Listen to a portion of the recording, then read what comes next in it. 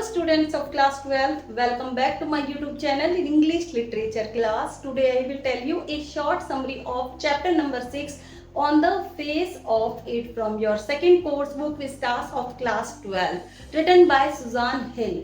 I have uploaded 2 videos of this chapter on my channel. You can see there. अगर आप इस chapter को और भी इजी वे में देखना चाहते हैं तो सबसे पहले चैप्टर की समरी सुने, फिर इसकी एक्सप्लेनेशन की वीडियोस देखें तो आपको चैप्टर और भी इजी लगेगा। इस चैप्टर में टोटल 3 सीन्स हैं।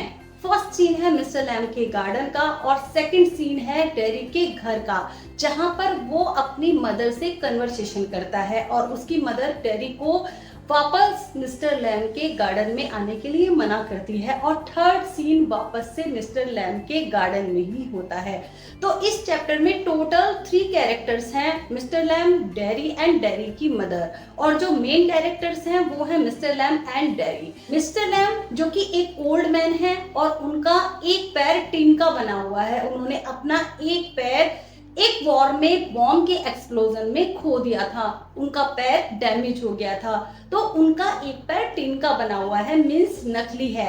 और डेरी है एक 14 इयर्स का लड़का जिसका हाफ फेस बर्न है, उसका हाफ फेस एसिड से जल गया था।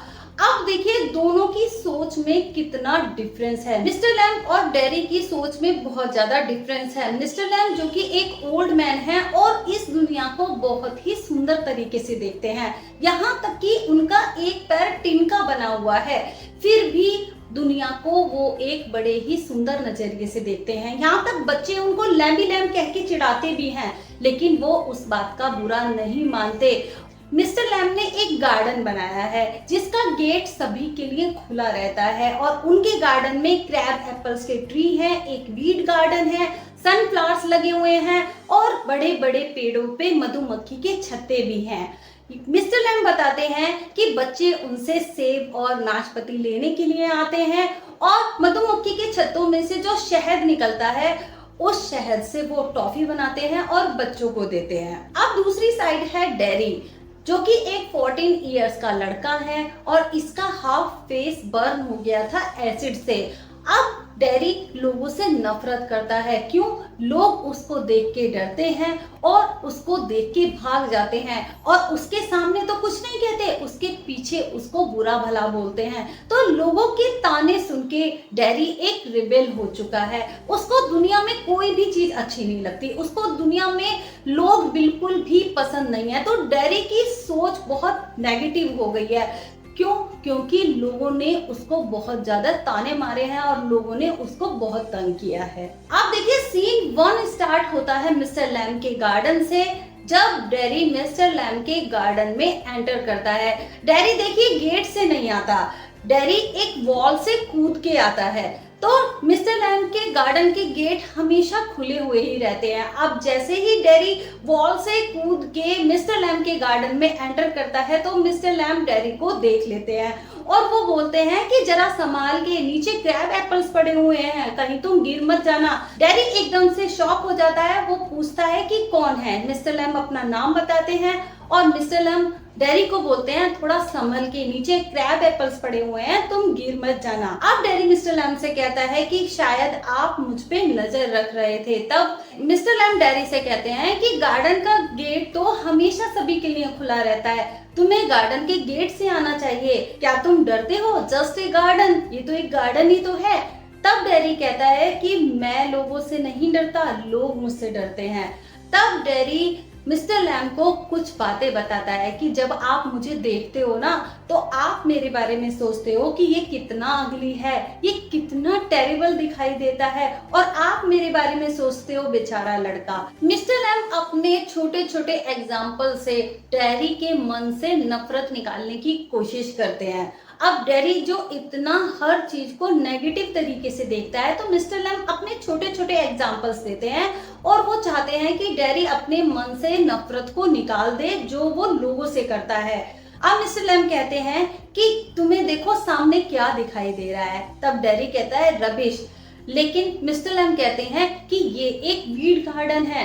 कुछ लोग तो इसको घास फूस बोलते हैं, इसे जंगली पेड़ पौधे बोलते हैं, लेकिन ये वीड गार्डन है। लोगों का देखने का नजरिया होता है, लोग किस चीज को सुंदर देखना चाहते हैं और लोग सुंदर चीजों में भी कमी निकालते हैं। तब डेरी मिस्टर लैम से बताता है कि एक बार जब वो स्ट्रीट में था तो दो औरतें उसको देखकर किस तरीके की बातें कर रही थी कि ये कितना अगली दिखाई देता है, ये कितना भयानक है, इसको तो सिर्फ इसकी मदर ही प्यार कर सकती है। तो मिस्टर लैम डेरी को एक एग्जांपल देते हैं। इसी तरीके से एक आदमी था जो हर चीज से डरता था। उसने अपने आप को एक कमरे में लॉक कर दिया था।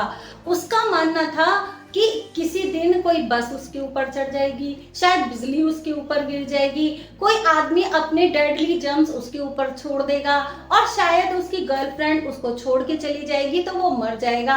और इसीलिए उसने अपने आप को एक कमरे में लॉक कर दिया और वो एक बेड पे बैठ जाता है और वहीं पर ही रहता है। अब डेरी ने पूछा फिर आगे क्या हुआ? तब मिस्टर लैम ने बताया कि एक दिन एक पिक्चर जो वॉल पे टंगी हुई थी वो उसके सर पे गिर गई और मर गया। तो यहाँ पर मिस्टर लैम डेरी को समझाना चाहते हैं कि जो लोग तुम्हारे बारे में बातें करते हैं तुम उन बातों को बिल्कुल भी मत सुनो। इस लाइफ की और भी पॉजिटिव फेज हैं, तुम उनको भी देखो। इस लाइफ की एक पॉजिटिव साइड भी है।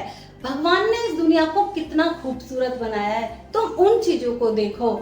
जो चीजें तुम्हारे लिए अच्छी हैं तुम उन चीजों को सुनो।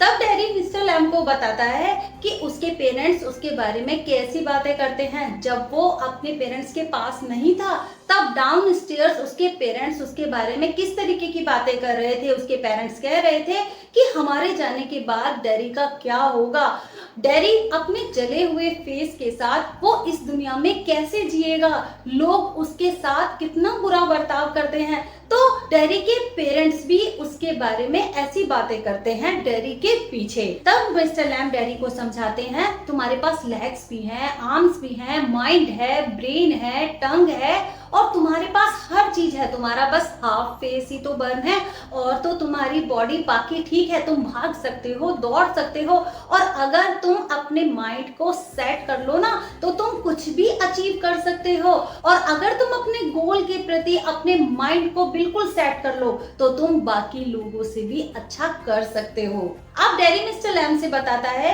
कि लोग उसके बारे में क्या कहते हैं। जब उसका फेस बर्न हो गया था और वो हॉस्पिटल से घर आया तब एक औरत कह रही थी कि ऐसे लोगों को जिनका फेस बर्न हो जाए ना, ऐसे लोगों को हॉस्पिटल में ही छोड़ देना चाहिए और बर्न फेस वाले लोगों को बर्न फेस वालों के साथ छोड़ देना चाहिए और जो इडियट लड़के होते हैं उनको इडियट लड़कों के साथ ही छोड़ देना चाहिए और जो ब्लाइंड होते हैं ब्लाइंड मैन को ब्लाइंड मैन के साथ ही छोड़ देना चाहिए। उस औरत का ये मानना था।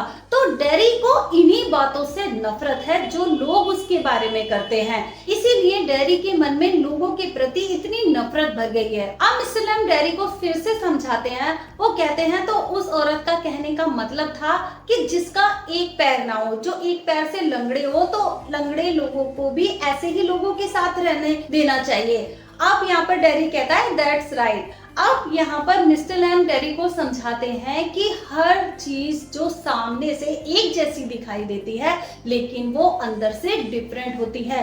जितने भी लोग हैं दुनिया में चाहे वो एक जैसे दिखाई दें लेकिन फिर भी वो अंदर से डिफरेंट होते हैं, वो अंदर से अलग ही सोचते हैं। तो यहाँ पर मिस्टर लैम डेरी को समझाने की कोशिश कर रहे हैं कि हर आदमी अपनी अलग सोच रखता है। अब डेरी मिस्टर लैम से कहता है कि आपकी बातें मुझे अजीब लगती हैं, आप जो भी कहते हैं ना मुझे समझ में नहीं आता, मैं इन सभी चीजों से कैसे बाहर निकल सकता हूँ। तब मिस्टर लैम डेरी को समझाते हैं कि तुम वॉचिंग करो, तुम लिसनिंग करो, तुम थिंकिंग करो। तब डेरी मिस्टर लैम से कहता है कि आप पूरा दिन क्या करते हैं, आपका इतना बड़ा घर है और इन विंडोज पे कर्टन्स भी नहीं है। तब मिस्टर लैम बताते हैं कि मुझे लाइट अच्छी लगती है, मुझे डार्कनेस अच्छी लगती है और उनके गार्डन में जो ट्रीज हैं जिस पर मधुमक्खियों का छत्ता है। जब बीज उसमें से हमिंग की साउंड निकालती हैं तो वो उनको सिंगिंग लगती है, उनको अपनी बीज की साउंड पसंद है, उनकी सिंगिंग पसंद है। मिस्टर लैम डेयरी को समझाने की कोशिश कर रहे हैं कि कुछ लोगों को तो बीज की साउंड भी एक शोर की तरह लगती होगी, लेकिन लोगों का देखने का नजरिया है, लोगों को तो उसमें भी बुराई नजर आती होगी, लेकिन मुझे तो अपने बीज की जो हमिंग की साउंड है वो एक सिंगिंग की तरह नजर आती है। मिस्टर लैम डेयरी से कहते हैं, क्या तुमने कभी चीजों को सुना नहीं है, क्या ऑब्जर्व नहीं किया? तब डेयरी ने बताया कि जब बारिश होती है ना तो छत पे जो बारिश की साउंड आती है वो उसको बहुत अच्छी लगती है। अब डेयरी मिस्टर लैम से कहता है कि मुझे अपने घर जाना होगा और अपनी मदर को ये बताना होगा कि मैं कहाँ पर हूँ। तब डेयरी मिस्टर लैम से कहता है कि क्या मैं आपकी क्रैब एप्पल्स तोड़ने में हेल्प कर सकता हूँ? तब डेयरी की मदर डेयरी को रोकने की काफी कोशिश करती है। वो कहती है कि नहीं, तुम वहां पर नहीं जा सकते, तुम यहीं पर सोचो, यहीं चीजों को सुनो। तब डेयरी अपनी मदर से बताता है कि ऐसी बातें मुझे आज तक किसी ने नहीं बताई, लोग सिर्फ उससे नफरत ही करते थे और ऐसी समझाने की बातें आज तक उसको कभी किसी ने नहीं की थी। अब डेयरी की मदर डेयरी को रोकने की काफी कोशिश करती है, लेकिन फिर भी वो कहता है कि नहीं, आज मुझे जाना होगा और आज मैं अगर मिस्टर लैम के पास वापस नहीं पहुंचा तो शायद मैं अपनी लाइफ में कभी भी कहीं नहीं जा पाऊंगा। डेयरी की मदर डेयरी को काफी रोकने की कोशिश करती है। वो अपनी मदर को बताता है कि मुझे सिर्फ मिस्टर लैम की हेल्प करने के लिए जाना है क्रैब एप्पल्स तोड़ने में। अब डेयरी भाग के मिस्टर लैम के गार्डन में पहुंचता है। मिस्टर लैम गार्डन में सीढ़ी लगा के एप्पल्स तोड़ रहे थे और वो बेस्ट एप्पल्स उसमें से निकाल रहे थे ताकि वो जेली बना सके। तभी एकदम से धम की आवाज होती है, एक टहनी टूटती है और मिस्टर लैम सीढ़ी के साथ नीचे गिर पड़ते हैं। और तभी डेयरी वहां पर पहुंच जाता है और इस बार वो गेट से आया था, इस बार वो वॉल से कूद के नहीं आया था, इस बार वो हिम्मत करके गेट से आया था। तब डेयरी मिस्टर लैम से कहता है कि देखो मैं यहाँ पर आ गया, देखो मैं वापस आया, लेकिन मिस्टर लैम सीढ़ी से गिर के नीचे मर चुके थे। अब यहाँ पर डेयरी मिस्टर लैम को काफी उठाने की कोशिश करता है कि मिस्टर लैम देखिए, आपने कहा था ना, और वो लोग भी कहते हैं कि मैं वापस नहीं आऊंगा, लेकिन देखो मैं आया हूँ वापस, मैं आपके लिए आया हूँ और मैं आपके साथ हेल्प कराना चाहता हूँ। तब डेयरी मिस्टर लैम को देख के रोने लगता है क्योंकि मिस्टर लैम अब मर चुके थे। अब मिस्टर लैम की बातों का डेयरी पर असर हो चुका था और डेयरी की सोच अब बदल गई थी। अगर आपको इस चैप्टर की समरी अच्छी लगी हो तो चैनल को लाइक, शेयर, सब्सक्राइब करना ना भूलें।